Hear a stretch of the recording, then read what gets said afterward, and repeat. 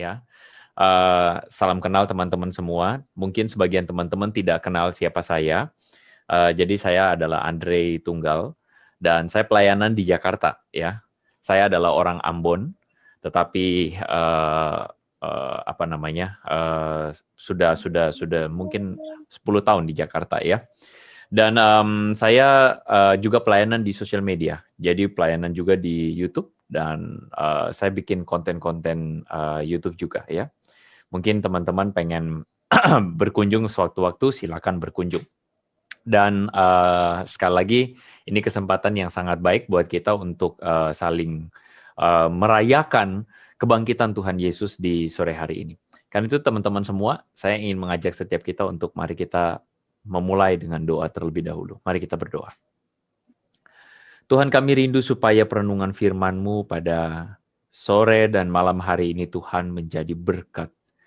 Buat setiap kami, buat setiap teman-teman yang ada di Gorontalo, Tuhan, kami percaya Engkau bekerja melampaui segala ruang, segala waktu bahkan.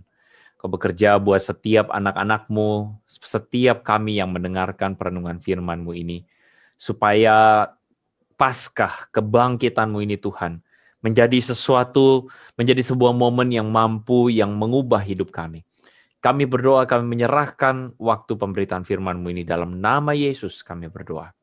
Amin. Oke.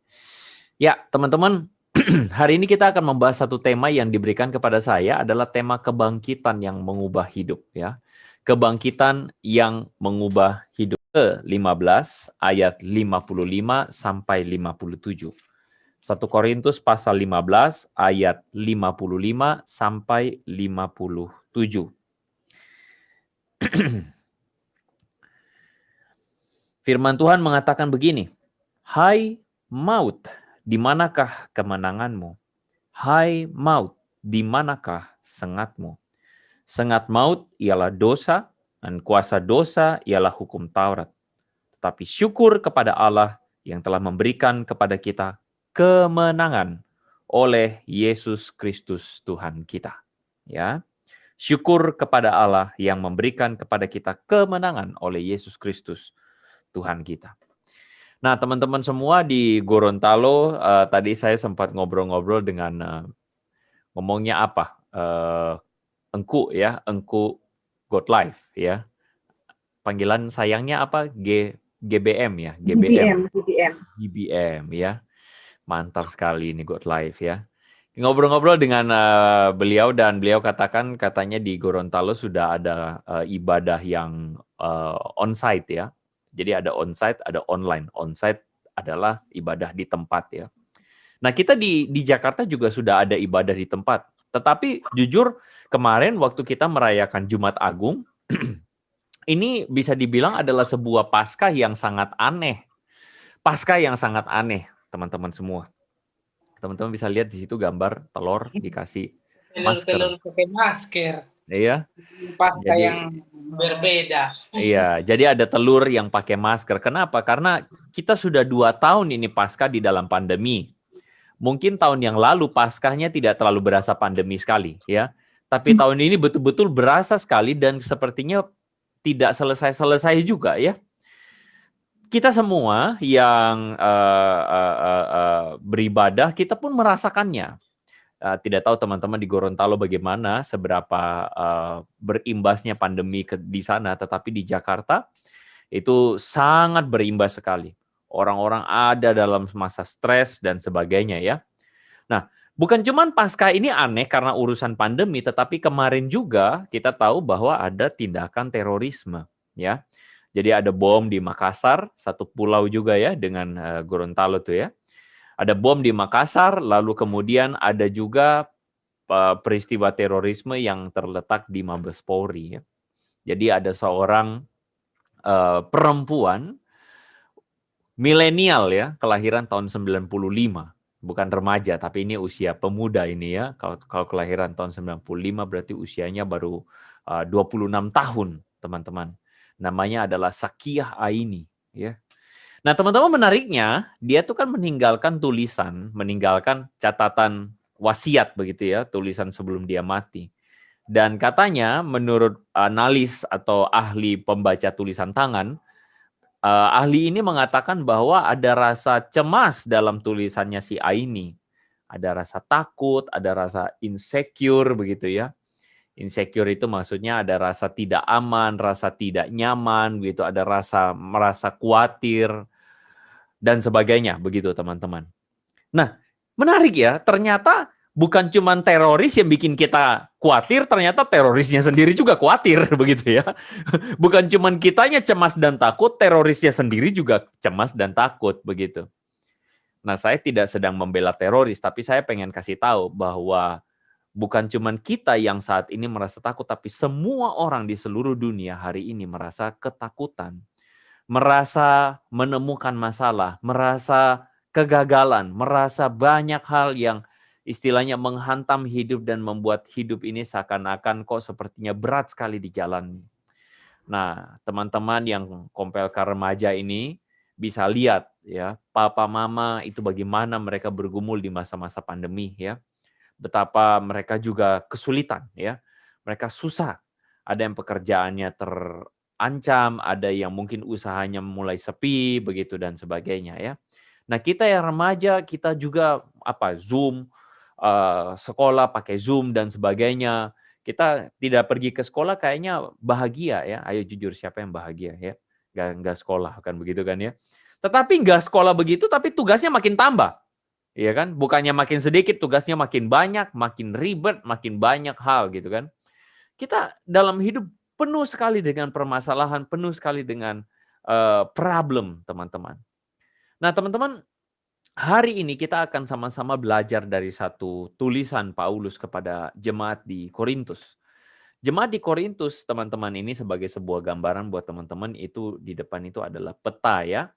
Itu adalah peta dan ini adalah daerah Makedonia. Daerah Makedonia ini ya, Makedonia. Dan ini adalah kota Korintus. Kota Korintus itu letaknya ada di tengah-tengah sini ya teman-teman. Ada di tengah-tengah situ. Dan ini adalah satu kota yang dilalui oleh para pedagang. Dan kota Korintus ini adalah kota yang besar sekali. Ibarat kalau misalnya di Indonesia kota Korintus itu apa? Jakarta. Nah, begitu. Jadi kota Jakarta itu sangat besar, sangat sangat inilah begitu. Ada yang pernah pergi ke Jakarta, teman-teman? Coba lihat itu ekspresi tiap pertama kali datang ke Jakarta. Satu kali saya sama satu teman ya, kami berangkat ke Jakarta ya. Jadi saya waktu itu kan orang Ambon nih ya. Saya kuliah di Surabaya ya. Lalu habis itu saya di gereja, ada satu teman juga.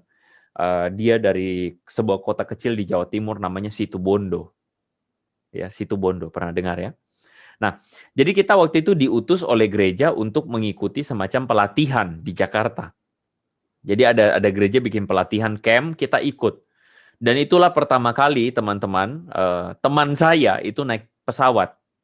Jadi sebagai orang Ambon kan ke Surabaya naik pesawat sudah biasa. Kalau dari Sulawesi pergi ke Jawa naik pesawat sudah biasa. Kan begitu kan ya? Itu teman saya tidak pernah naik pesawat seumur hidup.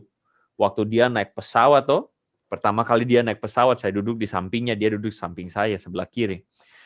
Waktu duduk pesawat itu mau take off, dia diam. Saya lagi ngomong-ngomong, ngobrol-ngobrol, dia udah diam.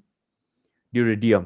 Waktu pesawat itu mulai take off, di runway yang mulai naik, dia ramas itu tangan saya, dia ramas kuat-kuat. Saya shock. Kenapa kok ramas tangan saya? Dia bilang, gue baru pertama kali naik pesawat katanya kan begitu kan. Wah, dia pucat setengah mati teman-teman. Mau naik pesawat, terus dia bilang, Dre, kita naik gitu kan ya. Dia langsung dalam nama Yesus, Tuhan jaga begitu. Pesawatnya naik teman-teman. Sampai di Jakarta teman-teman, kita landing, dia dengan pucat dan dia masuk ke terminal Soekarno-Hatta itu dengan muka udik sekali. Tahu udiknya Anda? Udik itu orang kampungan begitu loh. Masuk ke kota begitu, wah dia lihat, wah bandaranya besar sekali dan sebagainya. Aduh udik, ya sebenarnya bukan cuma dia udik, saya juga udik ya. Jakarta besarnya minta ampun ya, tidak kuat saya jalan di Jakarta. Jadi saya lagi ingin kasih tahu bahwa itulah kira-kira keadaan kota Korintus.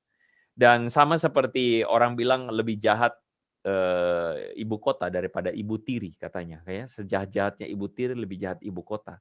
Kenapa begitu? Karena di ibu kota atau di kota besar itu di situ juga pembangunannya bagus, maju, pembangunannya maju, tetapi masalahnya adalah kejahatannya juga maju. Iya kan? Problem masyarakatnya juga banyak di Jakarta itu. Wah, angka kejahatan, gelandangan itu tinggi sekali. Saya enggak tahu di Gorontalo ada pengemis tidak ya? Ada. Waduh, di Ambon tidak ada tuh tahu. Ya, teman-teman. Tapi sejak kerusuhan sudah ada. Sejak ada pendatang datang banyak, ada pengemis. Tapi dulu tuh saya tidak pernah lihat pengemis di jalan ya. Jadi makanya lihat orang minta-minta tuh saya heran begitu. Nah, di Jakarta bukan cuman orang tidak mampu atau dalam hal ini misalnya orang pengemis atau gelandangan atau penjahat itu banyak sekali teman-teman. Kenapa? Karena itu adalah satu efek sosial yang diiringi dengan kemajuan satu kota. Nah, itu terjadi dengan kota Korintus ini. Kota Korintus itu prestisius, iya.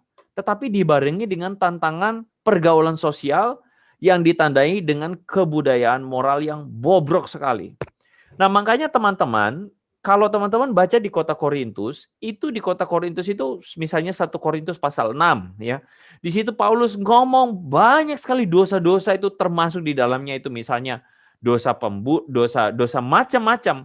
Paulus bilang dosa seksual, dosa ini itu semua ada di Korintus. Semua ada di Korintus.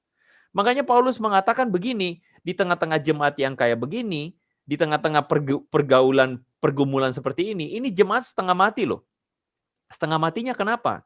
Karena di satu sisi, kalau kita tidak ikut-ikutan dengan lingkungan yang misalnya, kalau orang Ambon bilang kajahatan, kan begitu ya. Di Gorontalo bilang apa? Kajahatan, begitu ya. Kalau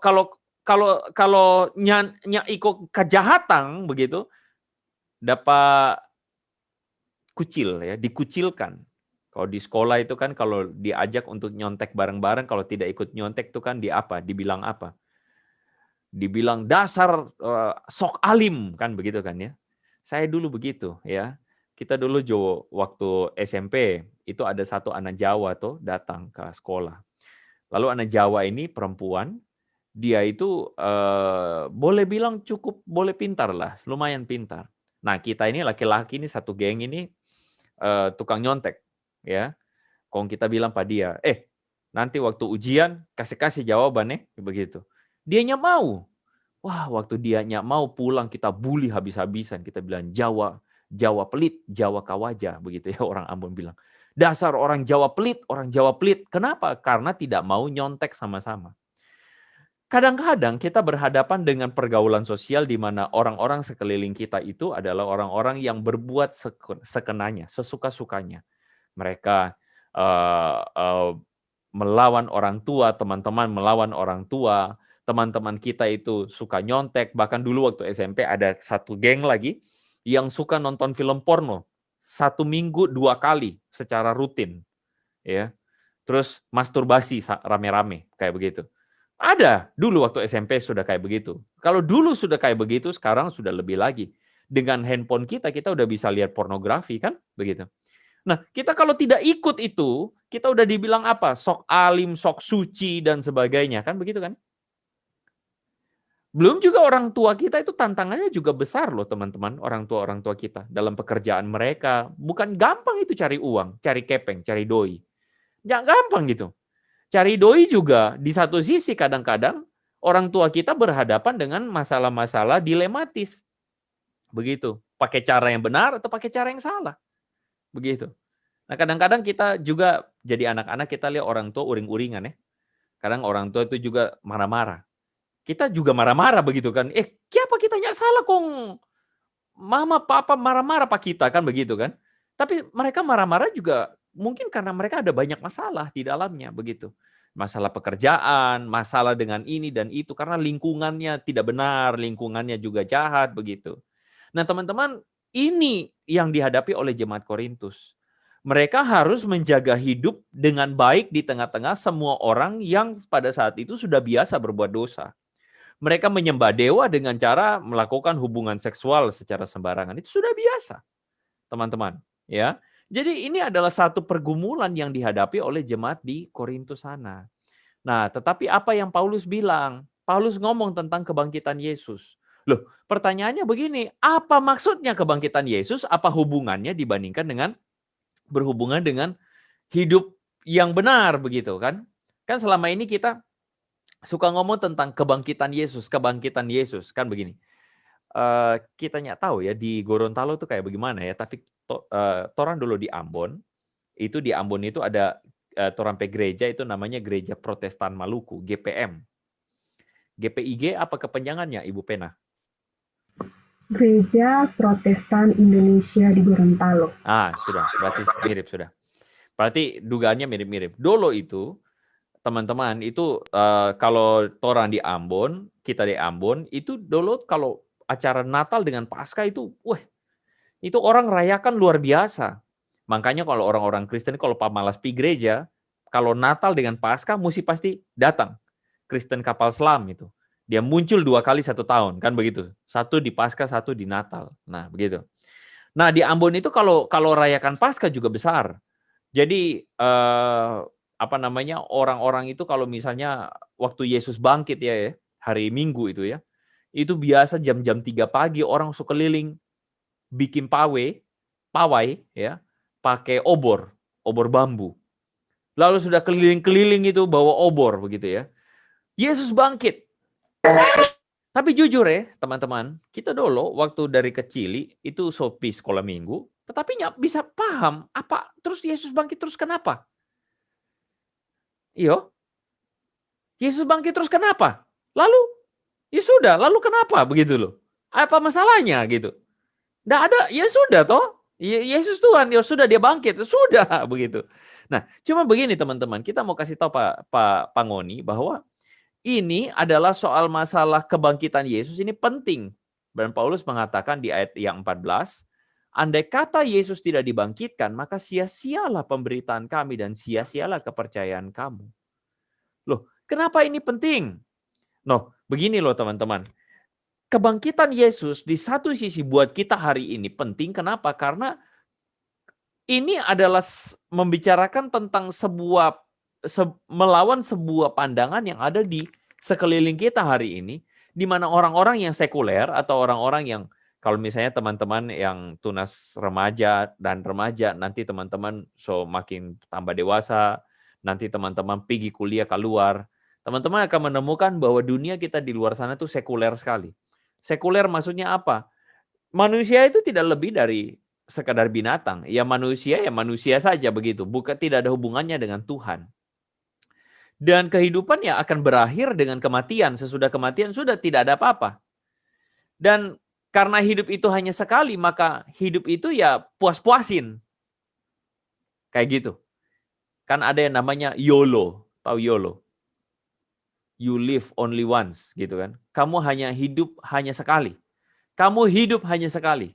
Nah, karena kamu hidup hanya sekali, puas-puasin hidupmu, begitu. Nah, sedangkan kita melihat manusia itu adalah ciptaan Tuhan. Dan kehidupan itu bukan cuma berakhir di kematian, tapi setelah itu lanjut dengan kekekalan. Begitu. Makanya di dalam acara kematian atau ibadah-ibadah penghiburan orang Kristen, teman-teman perhatikan, kekristenan itu berbeda karena apa? Karena kekristenan itu punya pengharapan bahwa nanti torampe orang tua misalnya atau torampe opa, pe oma, pe tete. Kalau di Ambon bilang tete, Nin tahu kalau di sana bilang apa setahu.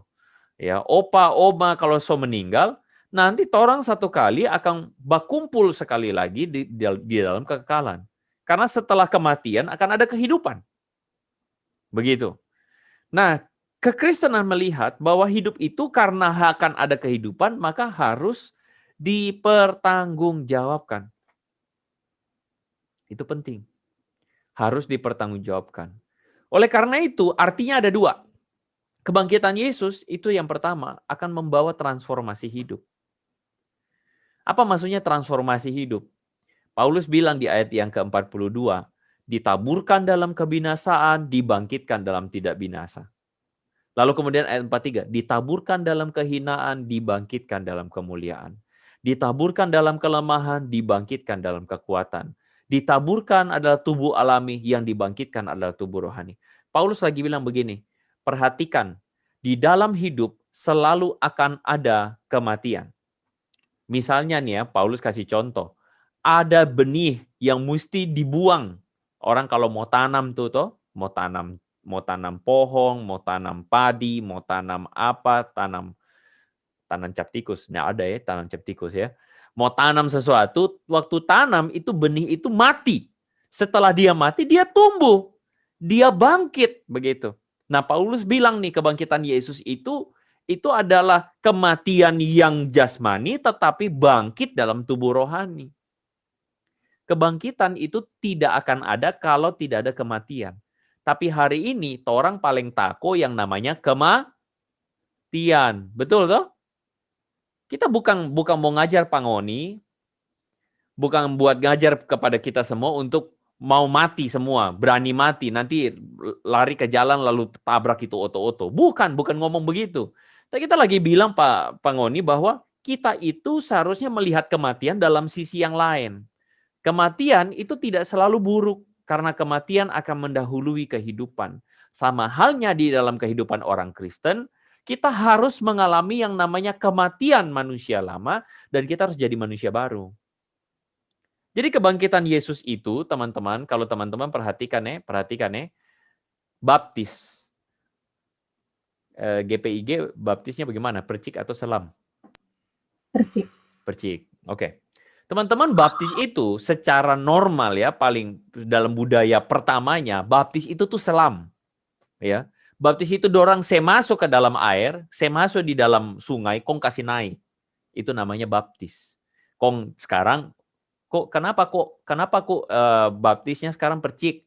Ya, masalahnya adalah di dalam gedung gereja kong mau bikin kolam itu susah setengah mati. Kan begitu toh? Kalau mau baptis di muka got gereja, atau baptis di kali di belakang gereja, kalau ada kali, tahu kali toh? Sungai. Iya kan? Ya enggak selalu begitu. Maksudnya baptis itu yang penting maknanya. Makanya kita saya tahu Pangoni. Makna baptisan itu apa?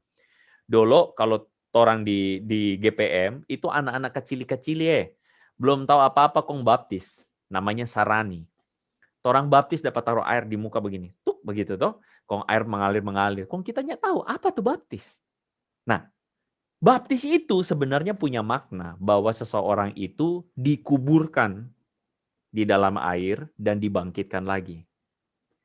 Jadi masuk ke dalam air, dikuburkan, kong bangkit. Nah, itu meniru apa yang dilakukan Yesus ketika Yesus dibaptis, tetapi juga meniru pola kebangkitan Yesus, kematian dan kebangkitan Yesus. Itu arti baptisan. Oke? Jadi teman-teman di sini yang kompel ke remaja di GPIG, so baptis rata-rata bukan? Iya, betul ya. Nanti kalau sebesar baru CD toh? Iya. Nah, kalau teman-teman subaptis, artinya apa? Teman-teman harus mengalami yang namanya kematian dan kebangkitan Yesus. Maksudnya apa kematian dan kebangkitan Yesus? Yaitu tadi, manusia lama mati. Kong manusia baru bangkit dalam diri manusia baru. Ya, saya contoh. Misalnya pinjam nama ya, Tessa. Tessa mana Tessa? Ya, senyumanmu itu menaklukkan duniaku, Tessa. Aduh. Nah, misalnya Tessa meninggalkan manusia lama, kehidupan lamanya, dan dibangkitkan dalam kehidupan yang baru. Tessa yang dulu tukang marah, tukang ngambek, toh kalau dapat korek sedikit, Tessa dapat tegur sedikit, kok ngambek, begitu kan? Ini contoh kan Tessa tidak begitu ya. Ini contoh saja. Tessa yang pamalas, misalnya pamalas bacuci, pamalas cuci piring, pamalas ator-ator, sapu-sapu, itu manusia lama. Nah, ketika apa? Ketika dibangkitkan bersama Yesus, jadi manusia baru. Itu hal sederhana. Hari ini, yang lebih kuat bikin dosa, itu yang suka rajin ke gereja. Begitu. Bukan orang yang nyak ke gereja. Sudah, orang nyak usah bicara itu yang nyak ke gereja. Sudah nyak usah bicara. Bicara di dalam saja, yang suka pergi gereja ini. Justru yang pergi gereja juga masih rajin, masih kuat bikin dosa. Nah, apa artinya kalau begitu? Makanya Paulus bilang, sebab yang sangat penting kukatakan kepadamu, kebangkitan Yesus itu kalau tidak terjadi sia-sia, kata Paulus. Kenapa? Karena kebangkitan Yesus itu membuat kita bangkit dalam manusia baru. Itu artinya. Ya. Nah, teman-teman tahu ini dong. Iron Man, ya. Dia ini pemerannya Robert Downey Jr. Dia ini artis dengan bayaran termahal sepanjang tahun 2012 sampai 15. Ini waktu Iron Man lagi rame-ramenya ini. Bayaran dia itu per tahun mencapai 80 juta US dollar. 80 juta US dollar dirupiahkan. Kita sampai soalnya tahu itu berapa nol itu. 80 juta US dollar. Itu coba urus dulu itu beli apa di Gorontalo ada kue apa itu. Kalau di sini beli cilok, beli batagor sampai setengah-setengah mati kasih makan itu orang satu kampung di Gorontalo sana itu toh. 80 juta US dollar. Nah, teman-teman, dia ini adalah seorang artis yang pernah jadi Charlie Chaplin. Mungkin teman-teman tidak tahu. Dia memerankan Charlie Chaplin. Nah, sebagian kita tidak tahu bahwa dia ini pernah terjerat kecanduan narkoba. Jadi dia ini pernah jadi pecandu narkoba dan dia masuk penjara, teman-teman. Begitu. Dia pernah keluar masuk penjara. Tapi teman-teman tahu, sebelum dia terkenal ini, di penjara ini ada seorang yang suka datang kunjungi dia. Namanya Mel Gibson. Nah, Mel Gibson ini adalah sutradara dari Passion of the Christ. Film Paskah yang orang jaga putar-putar di gereja itu. Nah, Mel Gibson ini bilang sama dia, saya yakin bahwa kamu punya hidup yang lebih baik dari ini. Nah, disitulah Mel Gibson menjelaskan kepada Robert Downey bahwa Tuhan itu ingin supaya kita juga meninggalkan kehidupan yang lama dan sebagainya. Dan akhirnya Robert Downey Jr. ini mengalami pemulihan ketika dia ditolong sama Mel Gibson dan akhirnya dia jadi pemeran Iron Man. Teman-teman lihat, seorang yang pernah mengalami kecanduan narkoba, pernah jatuh keluar masuk penjara, pusat rehabilitasi, tapi akhirnya dia berhasil bangkit. Nah, teman-teman, kebangkitan itu seharusnya menginspirasi kita juga. Selama ini kalau orang kasih sia-sia, orang hidup dengan hal-hal yang tidak perlu, yang negatif, buang jauh-jauh. Sudah saatnya kita bangkit dalam hidup yang baru. Amin.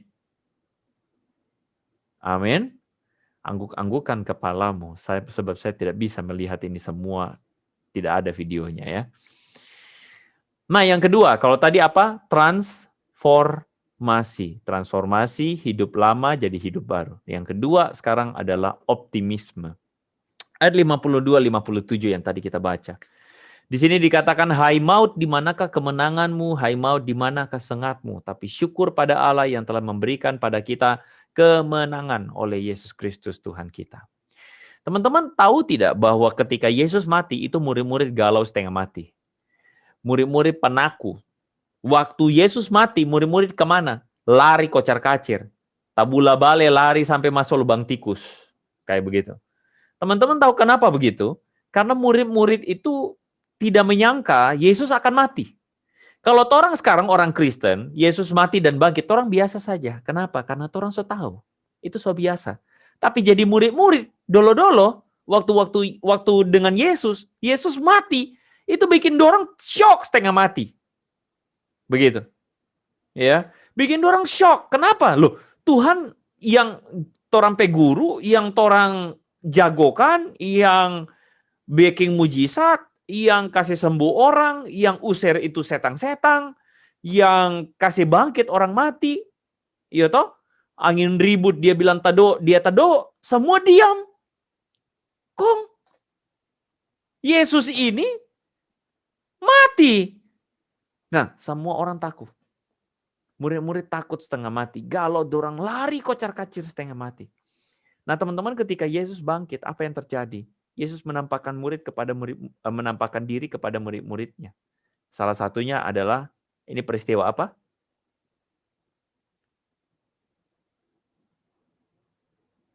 Thomas. Thomas ngapain? Thomas bukan cek lemaknya Yesus, bukan ya. Yesus tambah gede stokang. Bukan ini, bukan habis makan babi, bukan ya. Itu babi guling di Gorontalo ada babi guling, no? Babi putar. Agak susah. Ada toh? Tapi agak susah. Kalau di Gorontalo agak susah. Oh, Gorontalo. Oh, Gorontalo banyak Muslim Iya. stokang. Iya, mayoritas Muslim. Oh, Ya. mayoritas Muslim. Mesti ambil dari Manado. Itu babi putar betul-betul itu makanan surgawi itu ya. Itu memang betul-betul Matius, Markus, Yohanes langsung lupa semua itu waktu makan babi putar itu semua hilang itu Wahyu, Yeremia semua tampias jauh itu. Oke, kita kembali ya. Jadi Thomas ini kan sampai cek kan, ini betul tidak Yesus ini. Kenapa? Karena dorang shock, dorang nyangka kenapa Yesus itu mati, kok bisa bangkit. Jadi dalam ketakutan, akhirnya dorang menjadi pengharapan. Kenapa? Karena Yesus ini bangkit. Jadi Yesus ini tidak mati. Jadi yang selama ini torang percaya ternyata betul. Yang selama ini torang iko ternyata betul. Tuhan yang selama ini torang jaga, yang selama ini torang iko padia, yang torang percaya DP perkataan, ternyata adalah Tuhan yang benar. Karena dia bukan hanya mati, tetapi dia bangkit. Kalau dia mati begitu saja, sudah selesai. Tetapi dia bangkit. Begitu. Dan ini jadi pengharapan buat para murid. Dan inilah yang membuat para murid, kalau teman-teman perhatikan, yang tadinya penakut, akhirnya menjadi pemberani, bahkan berani mati demi Yesus. Begitu. Nah teman-teman, ada seorang, orang ini mukanya ganteng tidak? Lebih ganteng saya kan? Mukanya jelek begini ya. Nah dia ini adalah seorang anak dari seorang pandai besi. Pandai besi itu tukang Ya pandai besi lah pokoknya ya. Nah pandai besi itu dia punya bengkel sepeda begitu. Nah pada usia 15 tahun anak ini pergi merantau ke Tokyo. Jadi dia ini orang Jepang ya. Tetapi yang terjadi adalah dia ketika dia merantau ke Tokyo tanpa pendidikan formal. Jadi dia ini kan punya bengkel sepeda. Jadi dia ini suka mekanikal begitu. Dia suka yang mekanikal. Jadi dia pergi melamar ke Toyota, tapi dia tidak diterima, dia ditolak begitu. Siapa ngana begitu ya? Oh, kita mau melamar gitu ya. Mana ngana pe ijazah sertifikat? Ya ada. Oh, pulang sana gitu kan. Tidak diterima di Toyota. Akhirnya dia pulang kampung, teman-teman. Anak ini pulang kampung, lalu kemudian dia bikin itu bengkel. Waktu dia bikin bengkel, teman-teman tahu yang terjadi apa? Yang terjadi waktu dia bengkel jadi, itu dia bengkel dapat bom. Ya, di Perang Dunia Kedua oleh sekutu. Coba teman-teman jadi anak ini pergi ke kota gagal, pulang kampung bikin bengkel juga gagal. Mau jadi apa? Jadi tukang mabuk minum cap tikus di pinggir jalan. Begitu kan ya? Tapi orang ini tidak melakukannya. Yang terjadi adalah dia bangun lagi bengkelnya, dia bikin lagi bengkelnya dan dia ciptakan mulai produksi. Tapi teman-teman tahu, 1 tahun sesudahnya usahanya hancur oleh gempa bumi. Nah kalau teman-teman jadi dia bagaimana? Aduh begini. Usaha pergi kota ditolak, bikin bengkel kena bom, bangun lagi kena gempa bumi. Mau jadi apa? Tapi orang ini tidak menyerah. Dia bikin sepeda, bahkan dia punya ide, dia kasih pasang itu mesin di DP sepeda. Teman-teman tahu orang ini siapa?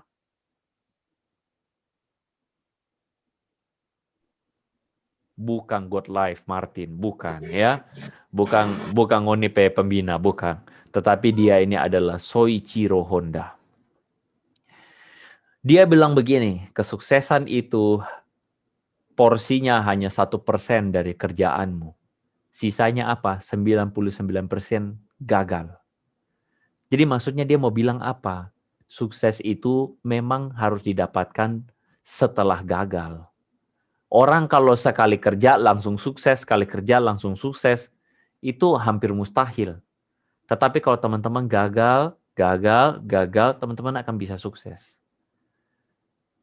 Sehingga apa? Kebangkitan Yesus itu mengubahkan hidup.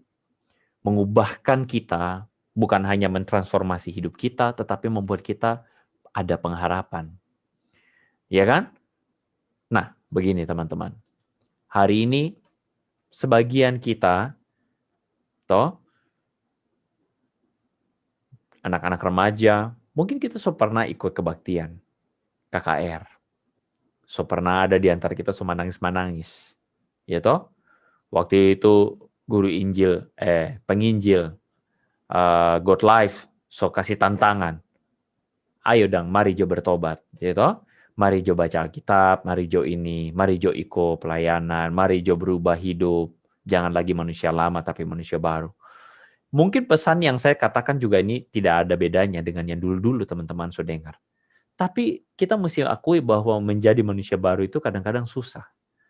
Orang kadang-kadang masih kembali lagi dalam kehidupan lama. Orang mau bangkit tapi gagal lagi, mau bangkit tapi gagal lagi. Tapi dari kisah ini, orang belajar satu hal. Tidak akan ada yang namanya keberhasilan kalau tidak terus kita berusaha untuk bangkit. Dan teman-teman remaja, saya yakin bahwa Tuhan ciptakan kau dan saya, teman-teman semua satu persatu, Tuhan ciptakan untuk maksud yang baik. Tidak ada Tuhan ciptakan untuk maksud jahat. Ya, oh Andre Tunggal, ini buat jadi barang sisa-sisa saja, buang saja itu. Tidak ada. Kita semua diciptakan untuk maksud yang baik. Dan teman-teman semua diciptakan untuk maksud yang baik.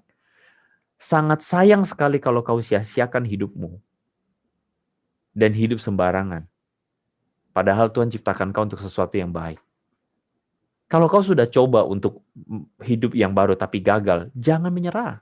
Coba lagi dan coba lagi. Bangkit terus. Begitu. Semoga kebangkitan ini mengubahkan kita. Buat Bapak Ibu yang dengar siaran ini, mungkin kita mengalami banyak kegagalan, kesedihan, masalah dalam hidup. Tapi saya percaya hidup itu tidak diciptakan untuk gagal. Hidup itu diciptakan untuk berhasil dalam Tuhan. Kegagalan adalah proses. Proses untuk menolong kita, untuk mengerti, belajar untuk mengandalkan Tuhan, belajar untuk berjalan dengan Tuhan, belajar untuk melakukan segala sesuatu berkenan dengan Tuhan. Mari kita berdoa. Kami bersyukur Tuhan untuk firman-Mu yang boleh kami dengarkan, kami renungkan. Hamba-Mu berdoa menyerahkan setiap anak-anak-Mu di Gorontalo, di GPIG, Tuhan berkati. Kami percaya Tuhan bahwa firman-Mu ini akan berbicara secara pribadi bagi setiap kami masing-masing di hati kami. Karena itu materaikan firman-Mu Tuhan, dan terima kasih. Dalam nama Yesus kami berdoa. Amin. Tuhan berkati Bapak Ibu semua.